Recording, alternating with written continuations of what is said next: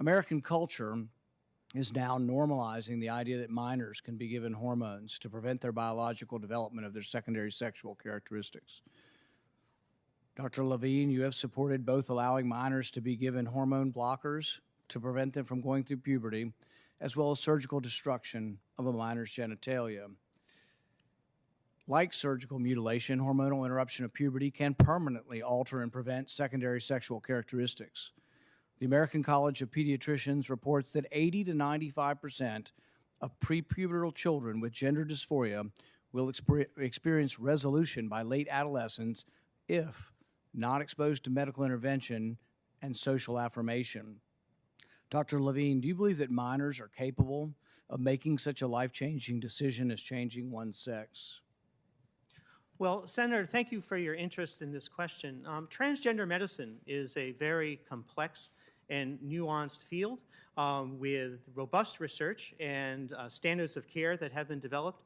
And if I am fortunate enough to be confirmed as the Assistant Secretary of Health, I would look forward to working with you and your office and coming to your office and discussing the particulars of the standards of care for transgender medicine. The specific question was about minors. Let's be a little more specific since you evaded the question. Do you support the government intervening to override the parent's consent to give a child puberty blockers, cross-sex hormones, and/or amputation surgery of breasts and genitalia? You have said that you're willing to accelerate the protocols for street kids. I'm alarmed that poor kids with no parents who are homeless and distraught, you would just go through this and allow that to happen to a minor. I would hope that you would have compassion for Kira Bell, who's a 23-year-old girl who was confused with her identity. At 14, she read on the internet about something about transsexual. She thought, well, maybe that's what I am. She ended up getting these puberty blockers, cross-sex hormones. She had her breasts amputated. But here's what ultimately she says now. And this is a very insightful decision from someone who made a mistake but was led to believe this was a good thing by the medical community. I made a brash decision as a teenager, as a lot of teenagers do, trying to find confidence and happiness, except now the rest of my life will be negatively affected, she said, adding that the medicalized gender transitioning was a very temporary, superficial fix for a very complex identity issue. What I'm alarmed at is that you're not willing to say absolutely minors shouldn't be making decisions to amputate their breast or to amputate their genitalia. For most of our history, we believe that minors don't have full rights and the parents need to be involved.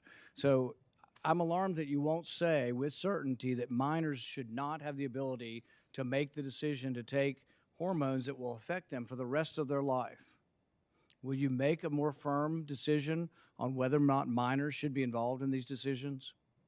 Senator, transgender medicine is a very complex and nuanced field, and if confirmed to the position of Assistant Secretary of Health, I would certainly be pleased to come to your office and talk with you and your staff about the standards of care and the complexity of this field. Let it go into the record that the witness refused to answer the question.